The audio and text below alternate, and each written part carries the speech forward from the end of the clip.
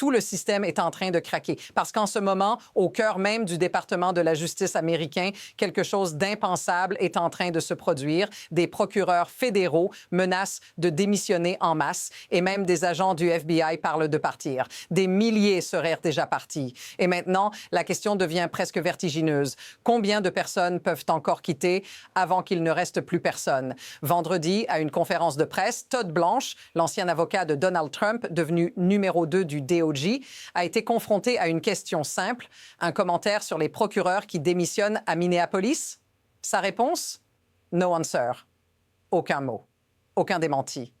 Mais voici la partie que personne ne dit à voix haute. Quand la justice commence à se vider de l'intérieur, ce n'est pas une crise politique. C'est un signal. Et ce qui vient ensuite pourrait tout faire basculer. Le cœur de cette histoire, ce n'est pas seulement Minneapolis, c'est le fait que ce qui se passe là-bas ressemble à un symptôme d'un effondrement beaucoup plus large. Parce que quand un bureau de procureurs fédéraux perd autant de personnel qu'on parle maintenant de half staff, ce n'est plus une simple rotation normale, c'est une hémorragie. Le transcript le dit clairement. Thousands of agents, thousands of lawyers have already left. Et pourtant, malgré cet exode, ce qui choque le plus, c'est que la direction ne semble même plus capable de répondre. Pas d'explication, pas de justification, juste le silence.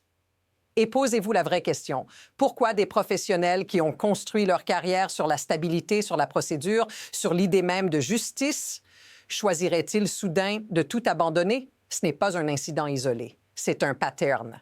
Un département censé fonctionner comme une machine précise commence à ressembler à un système qui se désagrège sous pression. Mais voici où l'histoire se retourne. Parce que ce qui provoque ces départs n'est pas seulement interne. C'est ce que le DOJ est en train de devenir sous les caméras en temps réel. Et la preuve arrive très vite. Parce que dans le contenu, on ne parle pas simplement de bureaucratie ou de tensions politiques. On parle d'accusations explosives. The DOJ's disgusting handling of things like the Epstein files et d'un ongoing cover-up. Le transcript affirme qu'il y aurait une gestion jugée scandaleuse des dossiers Epstein et une perception de dissimulation. Inférence. Ce type de dossier devient alors un symbole, pas seulement d'un scandale, mais d'un pouvoir qui décide ce qui doit être révélé et ce qui doit rester enterré. Et regardez ce détail. Certains bureaux, comme Los Angeles, just doesn't want to touch certaines affaires. Minneapolis, non plus. Ce refus même est un signal. Notice what they didn't deny. Personne ne monte au micro pour dire « c'est faux, tout va bien ». Au contraire, on voit des procureurs dire qu'ils ne peuvent plus keep their heads down. Ils tenaient bon pour le travail, pour la carrière, jusqu'au moment où rester devient une tâche. Et là, l'histoire bascule. Parce que quand les gens chargés de faire appliquer la loi commencent à partir, ce n'est pas seulement un problème de personnel, c'est une perte de légitimité. Et la prochaine couche devient encore plus inquiétante. Et maintenant, ça s'accélère, parce que ce n'est plus seulement une question de démission. C'est une question de normalisation de l'impensable. Un juge à Minneapolis aurait déclaré qu'il y avait eu more judicial orders violated in January alone than in the history de ce qu'il avait vu. Un seul mois, janvier, plus de violations d'ordre judiciaire que dans toute une existence institutionnelle. This is where the story flips, parce que le DOJ, historiquement, c'est l'endroit où l'on enseigne le respect absolu des règles. Ben le dit, I used to tell law students, working at the DOJ is one of the greatest things you can do. C'était un tremplin, un symbole de prestige. Mais maintenant, il dit qu'il avertit les jeunes juristes, be very careful, you could have a stain on your career. Inférence. Travailler au DOJ ne serait plus un honneur automatique, mais un risque. Et c'est là que la comparaison devient inévitable. On a déjà vu des crises institutionnelles dans l'histoire américaine, mais ici, ce qui choque, c'est la vitesse. Tout se renverse topsy-turvy, dit Littman. Et quand même, les derniers career folks deviennent completely distraught. Ce n'est plus une tempête passagère. C'est une institution qui se fissure sous vos yeux. Et ce qui vient ensuite touche directement la manière dont le pouvoir est utilisé. Alors, regardez ce détail parce qu'il change tout. Le transcript décrit des agents de la DEA stalking the home d'une journaliste primée, Georgia Fort, à Saint Paul. Elle aurait pensé qu'elle allait être kidnappée sur caméra devant sa maison. Ce n'est pas une scène anodine. Mais voici la partie que personne ne peut ignorer. Notice what they didn't deny. On ne parle pas ici d'une opération contre un cartel en fuite, on parle d'une journaliste et le récit continue avec un autre nom, Don Lemon. Littman affirme qu'au lieu d'une procédure normale, il aurait été arrêté at 11 hours at night, menotté, mis en cellule, forcé de passer la nuit en détention. Inférence, ce type de traitement n'est pas seulement juridique, il est théâtral, un message, une démonstration de force. Et Littman dit quelque chose de glaçant. That's just a gratuitous kick in the teeth. This is where the story flips. Parce que si des actes judiciaires commencent à ressembler à des représailles, alors la frontière entre justice et politique devient floue. Et c'est précisément pour ça que les procureurs partent. Pas par fatigue, mais parce qu'ils voient une institution se transformer en quelque chose d'autre. Et maintenant, la pression monte encore plus vite, parce qu'on arrive au point de rupture. Littman décrit Minnesota comme déjà at half-staff, mais il ajoute que même ça understates it. Il n'aurait hardly anybody left pour poursuivre les crimes majeurs. Drogue, fraude, corruption publique. Ce n'est pas un détail administratif. C'est une mini-crise en cascade. Now watch how fast this escalates. Un procureur clé quitte. Des équipes entières se vident. Et pendant ce temps, l'énergie du DOJ semble se concentrer ailleurs. Ben décrit le SDNY, un bureau fédéral crucial, incapable de se préparer à un procès de trafic sexuel parce qu'il serait so focused on going through the Epstein file. Le juge répond en substance, « What do you mean you're not prepared? » Même les avocats de la défense disent, « Judge, we need to go. » C'est presque irréel. Inférence. Quand même les mécanismes basiques, deadline, déclaration, préparation de procès, commencent à se désorganiser. Ce n'est pas seulement une crise morale, c'est une crise fonctionnelle. Et Littman pose la question la plus dangereuse. Si les Feds ne poursuivent plus une fraction de leurs affaires, alors qui agit avec impunité? Et c'est là que l'histoire devient personnelle, parce que ce vide finit toujours par toucher quelqu'un. Et c'est ici que ça vous concerne directement. Parce que quand le DOJ s'effondre, ce n'est pas un drame abstrait entre élites.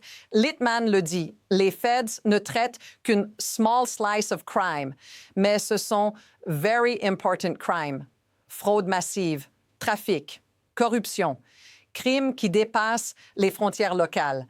Et si ces dossiers ne sont plus poursuivis, alors la conséquence n'est pas politique, elle est quotidienne. Inférence. Ça veut dire des criminels plus confiants, des enquêtes qui n'avancent plus, des victimes laissées seules. Et dans le transcript, Littman demande « What does that mean for who is acting with impunity in Minnesota? » C'est ça la vraie question. Ce n'est pas seulement qui démissionne, c'est qui reste pour protéger le public. Et quand la justice devient un champ de bataille, la confiance disparaît. Ben le dit, les juges perdent foi, le public aussi. If this feels familiar, say so in the comments, parce que beaucoup de gens reconnaissent ce moment. Quand une institution censée être stable commence à donner l'impression de vaciller. Mais voici ce qui est encore plus troublant. Ce n'est pas un accident, c'est un mécanisme. Et comprendre ce mécanisme change tout. Parce que ce qui se passe ici, ce n'est pas seulement une série de scandales. C'est une logique de système. Littman résume l'essence de ce qu'il voit. It's all about how can we screw Trump's enemies and further his agenda. Ce n'est pas présenté comme une divergence de jugement. C'est présenté comme une transformation de la mission. This is where the story flips. Inférence. Quand une institution de justice commence à fonctionner selon des incitations politiques, elle ne cherche plus seulement à appliquer la loi. Elle cherche à produire un spectacle, à envoyer des signaux, à créer de la peur ou de la loyauté. Et c'est pour ça que Littman insiste. Ce dossier n'aurait never been green-lighted by any Department of Justice in my lifetime. Tout le monde aurait dit « ne touchez pas à ça ». Et pourtant, Bondi does it and takes pride in it. Notice what they didn't deny. Personne ne dit « ceci respecte nos standards historiques ». Au contraire, même les derniers professionnels à l'intérieur se sentent piégés. Ils restent parce qu'ils aiment le travail, parce qu'ils ont besoin du salaire, puis ils réalisent que rester les entraîne dans la chute. Et c'est comme ça qu'un système se vide, pas d'un coup, mais par perte de sens. Et maintenant, la trajectoire devient incertaine. Alors voilà où nous en sommes. Le transcript décrit un DOJ completely set on its ear, un ministère retourné, des procureurs qui partent, des bureaux incapables de fonctionner, des juges qui s'alarment et une crédibilité qui s'érode en temps réel. Mais l'avenir n'est pas écrit d'avance. C'est là que l'histoire devient dangereuse, parce qu'il y a deux chemins possibles. Premier chemin, inférence. L'effondrement continue. Plus de départ, moins de capacité. Des crimes fédéraux laissés sans réponse. Une justice qui devient lente, incohérente, imprévisible. Et dans ce vide, ceux qui savent exploiter le chaos prennent de l'avance. Deuxième chemin, inférence. Un sursaut institutionnel. Des juges qui imposent des limites. Une pression publique. Des professionnels qui refusent de normaliser l'anormal. Mais le problème, c'est la vitesse. Now, watch how fast this escalates. Les démissions sont déjà décrites comme apocalyptiques. Et Littman le dit, resignation is the loudest kind of protest. Quand les gens qui croient le plus au système commencent à partir, ce n'est pas un bruit de fond, c'est une sirène et la prochaine décision est déjà en train de se former quelque part, hors caméra. Et voici l'insight qui reste une fois que la poussière retombe. Le vrai sujet n'est pas seulement Trump, ni Minneapolis, ni même Epstein. Le vrai sujet, c'est ce que devient une démocratie quand ces institutions commencent à se vider de l'intérieur. Littman appelle cela « the antithesis of justice without fear or favor », l'exact opposé de la justice impartiale. Et Ben pose une question presque absurde, mais terriblement réelle. « Who's even working at the DOJ anymore ?» Ce n'est pas une punchline, c'est un diagnostic. Inférence. Quand la justice devient un outil, elle cesse d'être un repère. Et quand elle cesse d'être un repère, tout le reste devient négociable. Les règles, la sécurité, la confiance. C'est pour ça que cette histoire n'est pas terminée. Parce que ce que vous voyez maintenant, ce sont les premiers chapitres d'un changement plus profond. Un DOJ qui se fracture. Un pays qui observe. Et un prochain mouvement qui pourrait redéfinir la frontière entre loi et pouvoir. Si vous voulez continuer à suivre cette analyse, abonnez-vous, parce que la prochaine couche de cette histoire n'est pas encore sur les gros titres, elle arrive, et quand elle arrivera, tout prendra un sens différent.